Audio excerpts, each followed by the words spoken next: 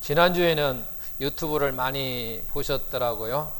우리가 보셨는지 누가 보셨는지 2번씩 보셨는지 많이 횟수가 나왔습니다. 저도 사실은 2번 봤죠. 이게 이제 되면 바로 주일날 오후에 한번 보고, 그 다음에 또 금요일날, 토요일날이나 뭐 이렇게 한 번씩 보게 되는데, 하여튼 여러분도 자주 들어서 그런 말씀들이 우리의 삶 가운데 나를 지배하는 그런 은혜의 삶이 되기를 예수님의 이름으로 축원합니다.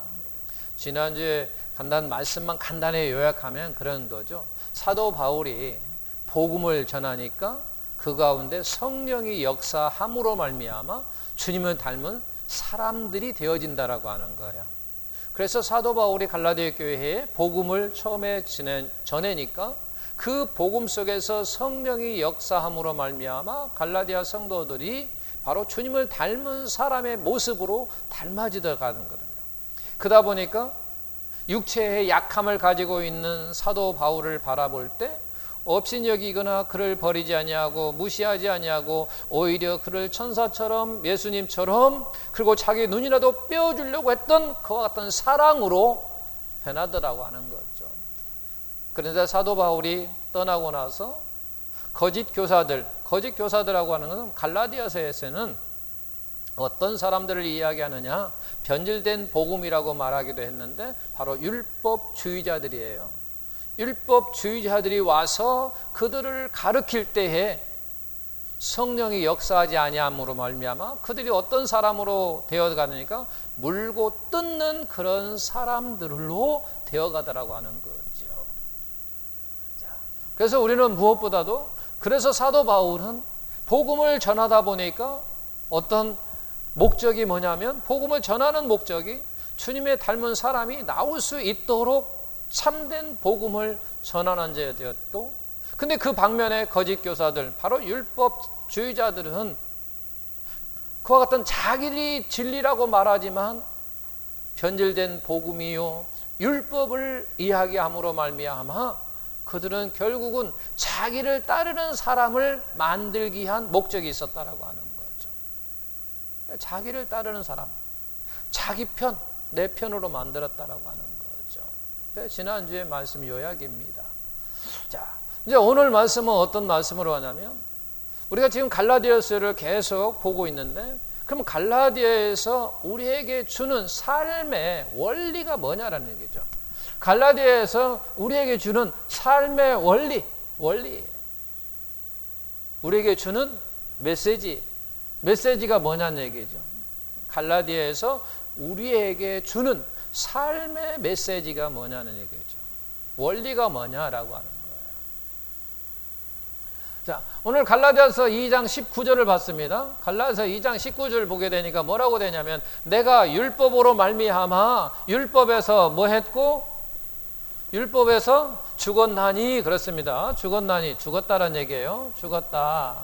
그 이유는 뭐냐? 내가 율법에서 죽었는데 왜 내가 죽었느냐? 이는 뭐냐? 하나님에 대해서 뭐 한다고? 살게 함이라. 그러니까 결국은 하나님에 대해서 살았다라고 하는 얘기를 말씀하고 있는 거예요. 또 갈라디아서 이제 20절 보게 되면 뭐라고 하냐면, 내가 그리스도와 함께 십자가에 못 박혔다라고 하는 얘기, 다른 이야기면 죽었다는 얘기죠. 내가 못 박혔어요. 그러니까 바로 내가 죽었다라고 하는 거예요. 내가 죽었다라고 하는 거예요. 그러면서 뭐라고 해야죠? 이제 내가 산 것이 아니요. 그래요. 내가 산 것이 아니다. 그러니까 결국은 무슨 얘기냐면 죽었다 그런 얘기예요. 내가 산 것이 아니니까 죽었다는 얘기예요. 그러니까 내가 죽고 죽었다 그런 얘기예요. 죽고 죽었다. 내가 죽은 것을 더 강하게 강조한다고 말할 수 있는 거죠. 내가 죽고 죽었다. 그런 얘기죠. 그리고 그러면서 이제 내 안에 누가 산 거다고? 그리스도가 샀다는 얘기예요. 내 안에 그리스도가 샀다. 이게 결국은 내 안에 누가 샀다고 하냐요? 하나님이 살았다는 얘기예요. 하나님이 살았다는 얘기예요. 그리고 로마서 6장 11절에 보니까, 로마서 11절에 보니까 뭐라고 되냐면, 죄에 대해서 죽었다 이야기하고 있어요. 죄에 대해서 죽었다. 죄에 대해서 죽었다. 그러면 또 뭐라고 이야기합니까? 하나님에 대해서 살았다. 그렇게 이야기하는 거죠. 살은 자다. 살았다. 야, 여기서 계속되는 것이 결국 무슨 얘기냐면 죽었다, 살았다라는 얘기예요. 죽었다, 살았다. 그 죽었다라고 하는 게 뭐냐? 살았다고 하는 건 뭐냐는 얘기죠. 죽었다고 하는 것은 뭐고 살았다고 하는 것은 뭐냐라고 하는 거죠. 자, 죽었다고 살았다고 하는 것을 우리가 어떤 자극을 줍니다. 어떤 자극을 주면 반응이 있으면 그건 살은 거예요. 그런데 반응이 없어요. 이게 죽은 거예요. 자, 사고 현장에 가게 되면 구조대원들이 다 사람들을 확인합니다. 뭘 확인합니까? 죽었는가 살았는가를 확인한단 말이에요. 그때 여러 가지 방법을 사용합니다. 어떤 사람에는 흔들어 보기도 하고, 어떤 사람은 아저씨, 아줌마, 얘야 하면서 그에게 자극을 주는 거예요. 자극을 줘. 그 자극을 줄 때에 뭐 사는 사람은 뭐 하는데 어쨌든 간에 어떤 반응이 나온다라고 하는 거죠. 그 반응이 나오면 바로 살았다라고 이야기하는 거죠. 반응하면 사는 거예요. 반응이 살았다.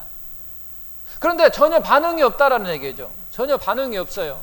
그걸 갖다가 바로 우리가 죽었다라고 이야기해요. 반응이 있어야 되는데 그 어떠한 반응도 내가 어떠한 자극을 줌에도 불구하고 전혀 반응이 없다라고 한단 말이에요. 전혀 반응이 없을 때 우리가 죽었다라고 말하는 거예요.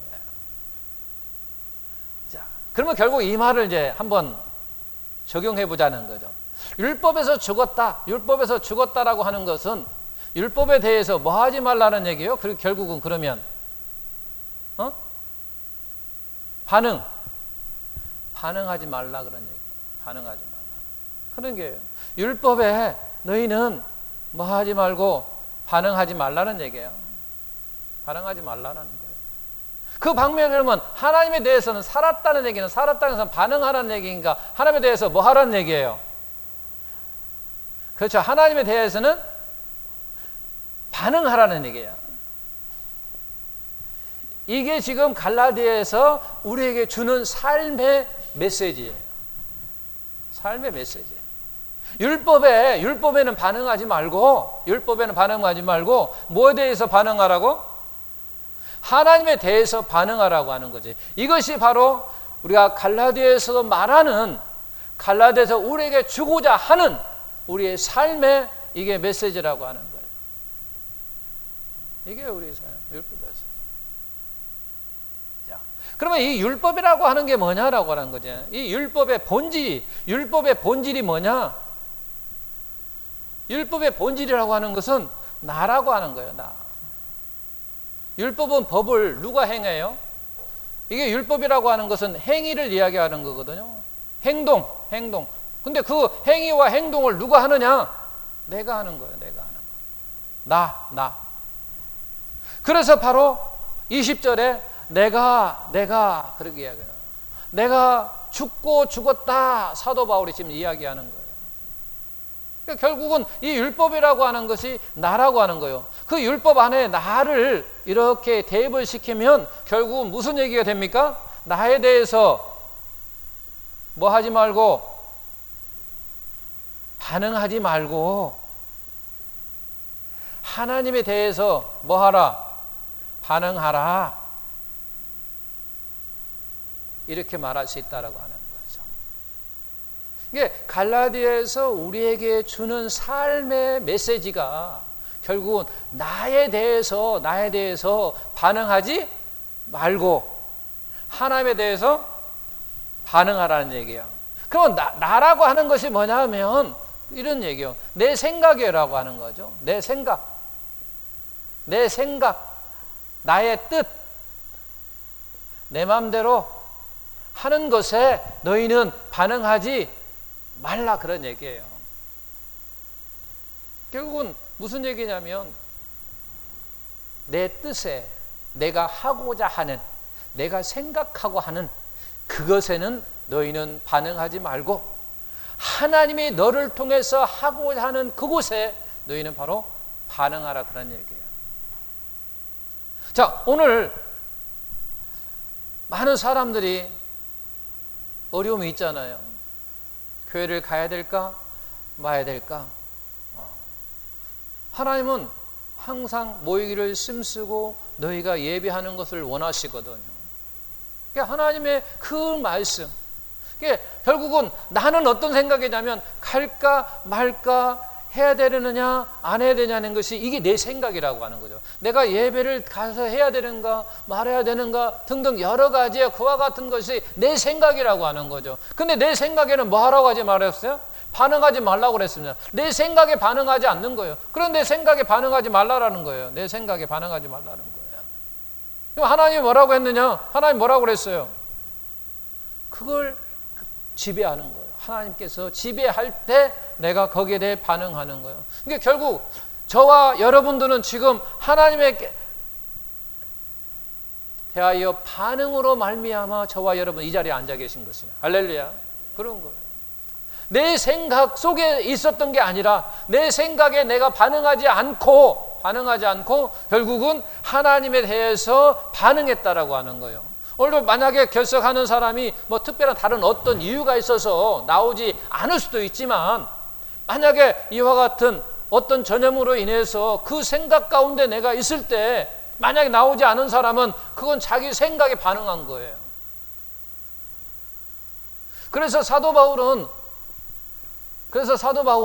이 세상에 두 종류의 사람이 있다고 이야기를 하거든요. 두 종류의 사람이 있대요. 물론 뭐 세상에는 남자와 여자 두 종류가 있듯이 사도 바울도 두 종류의 사람이 있는데 어떤 종류의 사람이냐? 1번 율법에 죽고 하나님에 대하여 산 사람, 이게 한 번이고, 그리고 두 번째는 율법에 살고 하나님에 대해서 죽은 사람, 이 두 종류가 있는 거예요. 결국은 앞에서 이야기한 것처럼 결국 율법에 죽어라는 얘기는 나에 대해서 죽어라는 얘기예요. 그러니까 이 둘 중에 우리는 한 사람이에요. 내가 1번일 수도 있고 내가 2번일 수도 있다라고 하는 거죠. 근데 어떤 사람은 목사님 그러지 말고요, 율법에도 살고 하나님에 대해서 살면 되지 않나요? 이건 존재할 수가 없습니다. 한번 생각해 보시오. 나에 대해서 살고 하나님에 대해서 살았어요. 그러면 오늘 교회를 가야 된다 안 가야 된다는 생각이 내 생각이에요. 하나님의 주일을 성수 지키라고 그랬어요. 그럼 두 생각이 왔어요. 둘 중에 뭔가는 내가 행동하는 거예요. 그래서 두 개에 존재할 수 없다라고 하는 거예요. 살고 죽고 하는 이와 같은 것은 존재할 수 없다라고 하는 거예요. 그래서 이 세상에는 바로 율법에 졌고 하나님에 산 사람 아니든지, 아니면 율법에 살고 하나님에 대해 죽은 사람이든지 둘 중에 한 사람이라고 하는 거예요. 그래서 갈라디아에서 우리에게 주고자 하는 메시지는 바로 이거라고 하는 거예요. 율법에 죽고 나에 대해서 죽고 하나님에 대해서 바로 산 사람, 이와 같은 삶을 우리가 추구해야 된다라고 하는 거예요.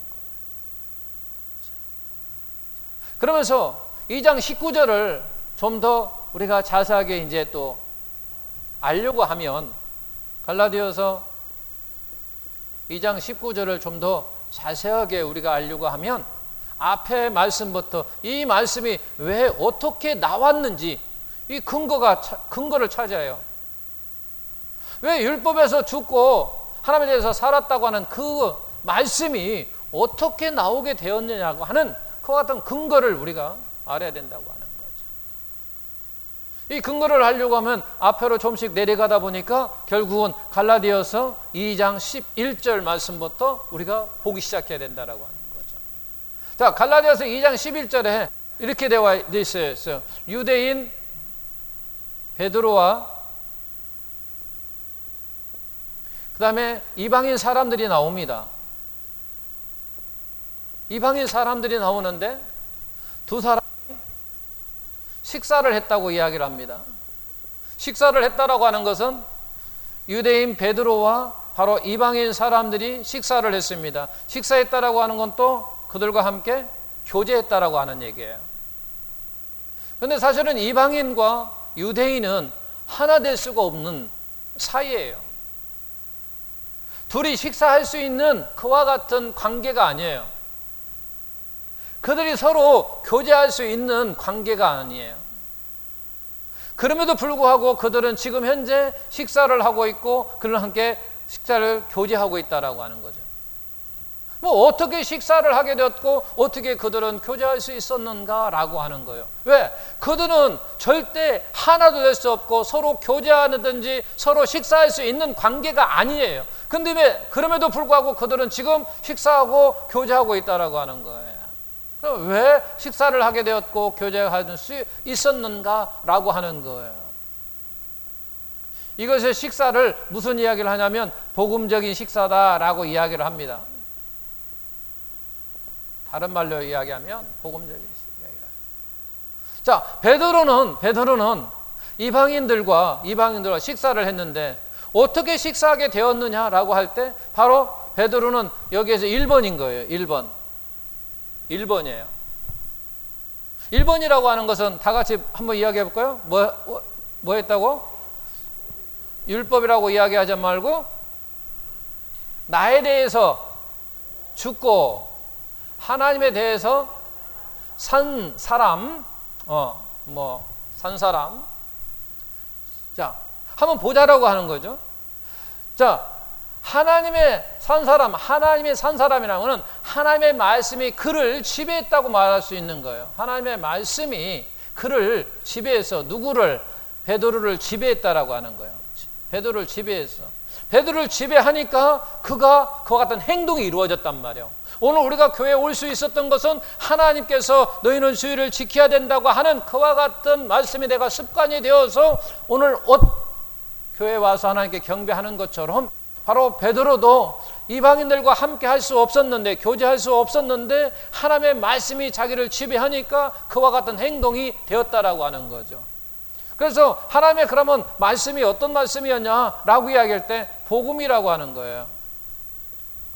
이 복음이라고 하는 것은 우리가 뭐 전에도 배웠지만 복음은 이방인이나 유대인이나 뭐였어요? 차별이 없는 거예요. 차별이 없어요. 차별이 없다라고 하는 거예요. 이 복음이라고 하는 것, 바로 이방인과 유대인이 차별이 없다고 하는 이 하나님의 말씀이 베드로를 지배하니까 그 베드로가 그와 같은 행동으로 말미암아 이방인과 함께 식사할 수 있었고 그들과 함께 더불어 교제할 수 있었다라고 하는 거죠. 하나님의 말씀이 그를 지배하니까 어떤 말씀이? 복음의 말씀이. 그 복음이 뭔데? 이방인과 유대인이 바로 차별이 없다고 하는 그 하나님의 말씀이라고 하는 것이 베드로를 지배하니까 그가 바로 이방인과 함께 식사하고 교제할 수 있었다라고 하는 거죠. 그런데 이제 12절에 보게 되니까 이렇게 식사하고 그들과 교제했던 베드로가 살며시 그 자리를 떠나는 모습이 14절에 나옵니다. 떠났어요. 그 식사와 그들과 함께 교제하던 그와 같은 곳에서 그가 벗어나 떠났어. 이 떠난 것을 결국 보면은 바로 2번이라고 하는 거예요. 자, 2번은 뭐에 대해서 살고? 나에 대해서 살고 또 하나님에 대해서 죽었다라고 하는 거죠. 그러니까 하나님의 말씀이 하나님이 죽었다라고 하는 결국 하나님의 말씀이 나를 지배하는 것은 죽고 내가 산다는 거예요. 내가 산다라고 하는 것은 결국 무슨 얘기냐면 내 생각이, 내 뜻이, 내가 하고자 하는 그것이 나를 지배한다라고 하는 거예요. 나를 지배하는 거예요. 나를 지배하니까 내가 하고자 하는 내 생각이, 내 뜻이 나를 지배하니까 이곳을 떠난 거예요. 그럼 왜 베드로는 자기를 이렇게 의식하게 된다는 얘기죠.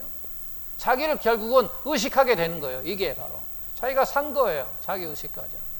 왜 그랬냐면 야고보에 온 사람들이라고 이야기하고 있어요. 성경은 야고보에서 온 사람. 이 야고보에서 온 사람들은 다른 이야기를 하면 예루살렘에서 같은 동족인 유대인이라는 얘기예요.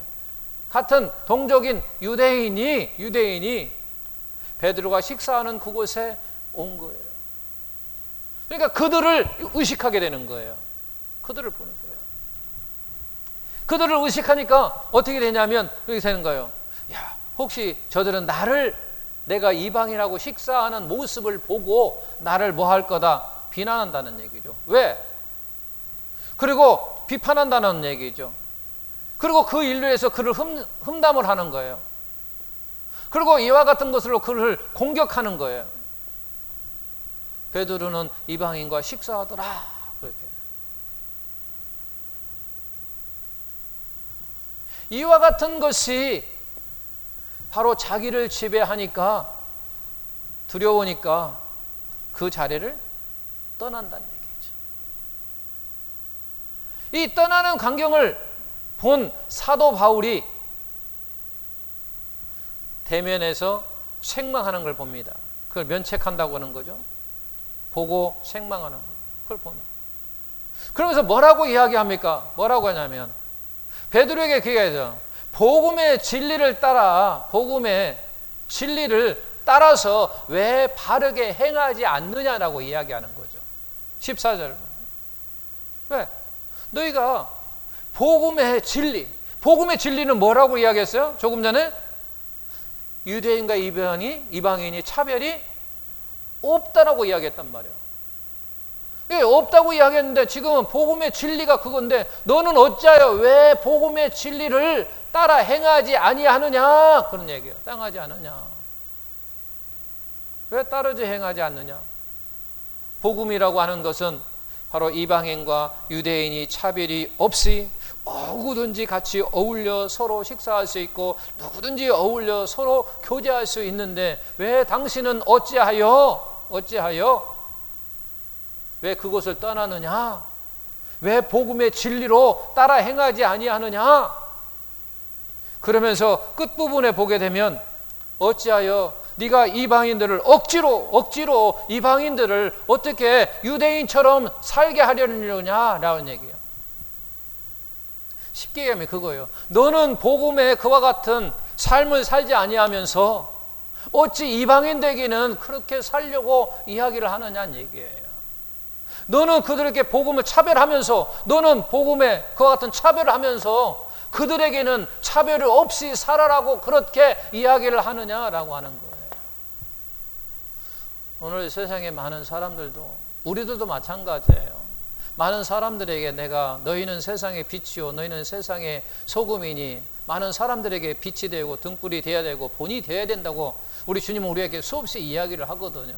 사도 바울이 그 이야기를 하는 거예요. 너는 어찌하여 너는 본이 되지 아니하면서 너는 어찌하여 그들에게 복음을 차별을 하면서 사람과 사람을 차별하면서 그들에게는 차별 없이 하라고 하느냐. 그건 맞지 않는다. 그런 얘기를 지금 하고 있는 거예요. 맞지 않다라고 하는 거예요.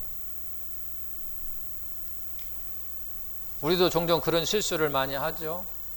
나는 하지 않으면서 다른 사람에게 강조하는 그와 같은 어떤 행위, 어떤 언어, 이와 같은 것은 원하지 않는다고 하는 거죠. 자.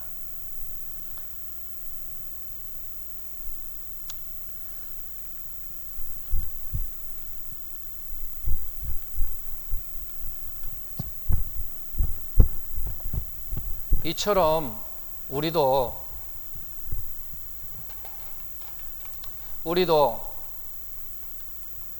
예수 믿기 전에는 몇 번이 있었어요? 예수 믿기 전에는 2번이었어요. 2번이었어요. 내 마음대로 살았잖아요. 그냥 내가 생각하는 대로 살았잖아요. 우리 2번이었어요. 저나 여러분과 다 예수 믿기 전에는 다 2번이었어요. 그냥 내 생각대로, 그냥 내 마음대로 살았단 얘기죠. 그러다가 예수님을 영접하고 또는 예수를 믿음으로 복음을 받아들임으로 우리는 1번이 되었다라고 하는 거죠. 1번이 되었습니다.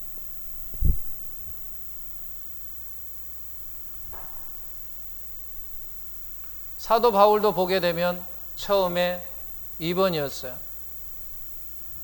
그는 2번이었을 때 율법을 믿고 있었을 때 율법을 말미암아 의롭다함을 얻는다고 말할 때에 그는 수없이 2번에서 많은 사람들을 핍박하고 박해하고 뭐 죽이는데 여러 가지를 했어요.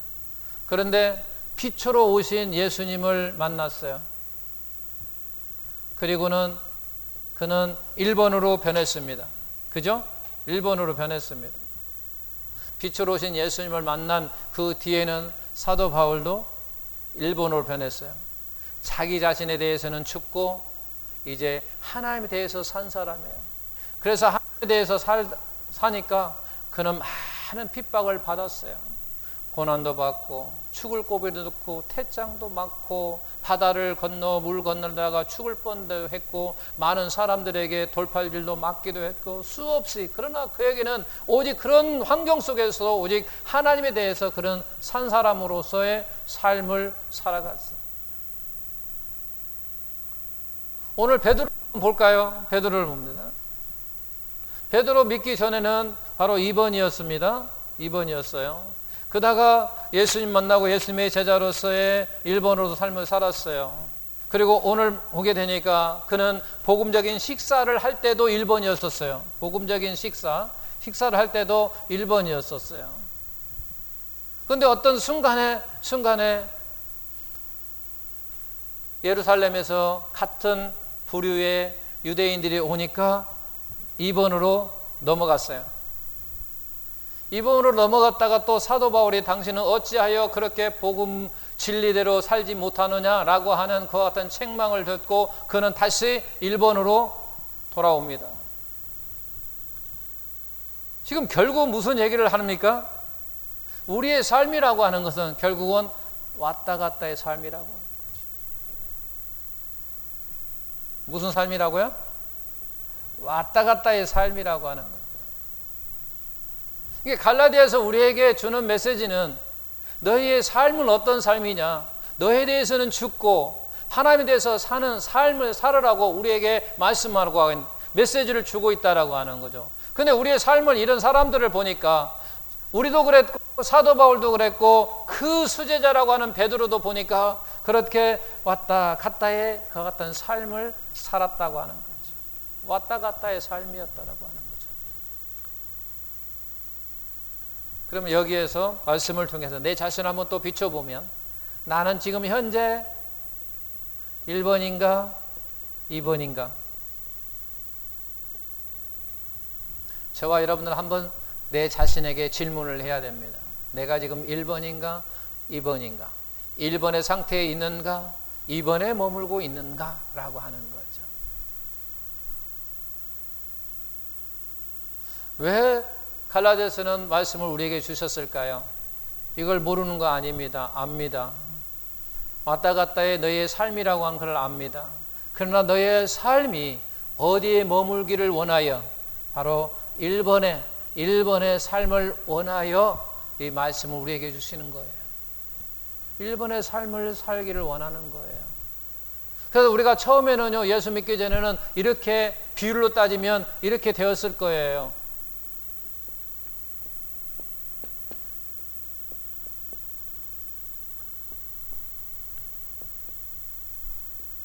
아마 처음에 우리의 비율, 우리의 삶의 시작은 이렇게 됐을 거예요. 그러면서 우리가 이제 예수님을 만난 이후부터 말씀을 듣고 또 말씀을 보고 우리가 묵상하고 기도하는 가운데 이 숫자는 점점 0%로 가까워져야 되고 이것은 점점 어디로 가까워져야 돼요? 100%로 가까워지는 삶. 이 삶을 지금 살기를 원하고 있다라고 하는 거예요. 물론 우리가 100%는 할 수가 없을 거예요. 우리가 신이 아닌 이상 100% 할 수 없어. 그러나 여기에 가까운, 쉽게 말해서 여기는 뭐 20%라면 여기는 80%라는 이와 같은 비율로서 우리의 삶은 계속해서 1번의 삶을 추구해야 된다라고 하는 거예요. 1번의 삶을 우리가 살기 위해서는 우리가 어떤 것이 필요하느냐? 체질을 변하는 것을 우리가 체질이 변해야 돼요. 변해야 된다는 거예요. 체질이 변해야 돼요. 뭐 한 번씩 경험에 있을지는 모르겠지만 우리가 체질을 개선하기 위해서 한약방에 찾아가 가지고 나는 어떤 체질성을 가지고 있는가 아마 검사를 받아보신 분 있을 거예요. 그러면 한약방에서 뭐 당신은 무슨 체질입니다, 무슨 체질입니다라고 이야기를 하면 무슨 체질을 어떤 식으로 바꾸려면 우리는 수없이 거기에서 지어진 한약을 아마 드셔야 될 거예요. 그러므로 말미암아 나이가 체질이 개선이 되는 거죠. 변화가 되는 거죠. 변화되는 거죠. 약을 먹음으로 말미암아 체질이 개선되는 거예요. 그런 것처럼 우리는 무슨 약을 먹어야 됩니까? 체질을 개선시키려고 하면 우리도 약을 먹어야 돼요. 열심히 약을 먹어야 돼요. 무슨 약? 신약과 구약을 먹어야 돼요. 신약과 구약을 열심히 우리가 약을 드셔야만이 내가 체질이 개선될 수 있다라고 하는 거예요. 약을 먹어야 돼요. 한약방에서 약을 드셔야 우리가 체질이 변화되는 것처럼 우리도 체질을 개선시키려면 우리도 약을 열심히 먹어야 되는데 그 약이 뭐냐? 바로 신약과 구약이라고 하는 거죠. 이 가운데 우리는 열심히 먹다 보면 이 약이 나를 지배해. 네. 우리가 한약방의 약이 나를 지배해버려서 나를 체질을 개선시키는 것처럼 바로 이 신약과 구약이라고 하는 것이 나를 지배하게 되는 거예요. 그것이 결국은 무슨 우리가 어떤 삶이냐? 바로 1번 같은 삶이라고 하는 거죠. 그래서 저와 여러분들은 열심히 신약과 구약을 드시고 특별히 지금 계속해서 갈라디아서 말씀을 드렸으니까 반드시 이번 주에 가셔서 신약 가운데에 갈라디아서 약을 드셔서 다시 한번 우리의 은혜 받는 그런 삶이 되기를 예수님의 이름으로 축원합니다. 그래서 늘 이와 같은 말씀이 나를 지배함으로 말미암아 이 1번 같은 삶, 나에 대해서는 죽고 하나님에 대해서 사는 그런 삶이 영위할 때 그 가운데 성령이 역사하는 거예요. 그거 성령이 역사해야만이 내가 변하는 거예요. 성령이 역사해야 되는 거예요. 성령이 역사하지 아니하면 결국은 갈라디아 성도도 그랬잖아요. 율법주의자들이 그들에게 아무리 행위를 강조하고 했지만은 그들은 결국 물고 뜯는 사람으로서 변했다는 얘기예요. 그러나 사도 바울은 그 가운데 그들을 주님의 닮은 사람으로 만들려고 한 건 아니에요. 그들에게 그냥 참된 복음만 전했을 뿐이에요. 그 참된 복음을 전하는 가운데 성령이 역사하니까 그 말씀이 그들을 지배하니까 그들이 결국은 주님 닮은 사람으로 모습으로 드러나는 거예요. 결국 우리도 마찬가지예요. 우리도 하나님께서 내가 무엇인가 하려고 하는 그러한 모습 속에 나타나는 게 아니라 내가 말씀이 나를 지배하고 그 말씀 따라 내가 순종에 따라가면 내가 무엇인가 드러내려고 하지 아니한다 할지라도 나의 모습 가운데 주님의 닮은 성품이 나타난다라고 하는 거예요. 그러면 주님이 닮은 사람이 되는 거예요. 그래서 우리는 오늘도 내일도 약을 신약과 구약을 드셔서 우리의 체질 개선해서 우리가 1번의 그와 같은 삶을 추구하며 사는 그런 은혜가 충만하기를 예수님의 이름으로 축원드립니다.